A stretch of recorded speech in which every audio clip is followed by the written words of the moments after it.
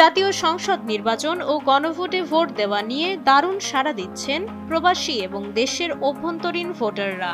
Digital পদ্ধতিতে প্রথমবারের মতো পোস্টাল ভোট বিডি অ্যাপের মাধ্যমে চলছে ভোট দেওয়ার প্রস্তুতি। প্রকল্পের টিম লিডার সালিম আহমদ খান এ বিষয়ে হালনাগাদ তথ্য জানিয়েছেন।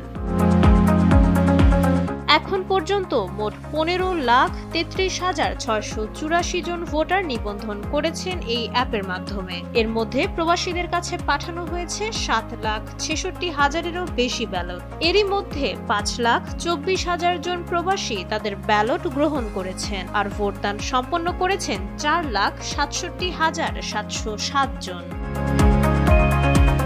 ইতোমধ্যে 2,97,350টি পোস্টাল ব্যালট বাংলাদেশে এসে পৌঁছেছে। এছাড়া 6,042টি ব্যালট পৌঁছে গেছে সরাসরি রিটার্নিং কর্মকর্তাদের হাতে। দেশের অভ্যন্তরে প্রায় 6,46,000 নিবন্ধিত ভোটারের ঠিকানায় ব্যালট পাঠানো হয়েছে। এর মধ্যে 96,000-এরও বেশি মানুষ ভোট দিয়েছেন এবং 3,655টি ব্যালট রিটার্নিং কর্মকর্তারা বুঝে পেয়েছেন।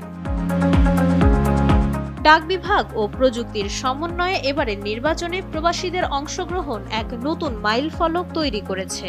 মঙ্গলবারের এই পরিসংখ্যান বলে দিচ্ছে, সাধারণ মানুষের মধ্যে গণতান্ত্রিক অধিকার চর্চার আগ্রহ বেড়েই চলেছে। মাইশা মালিহা, সময়ের আলো।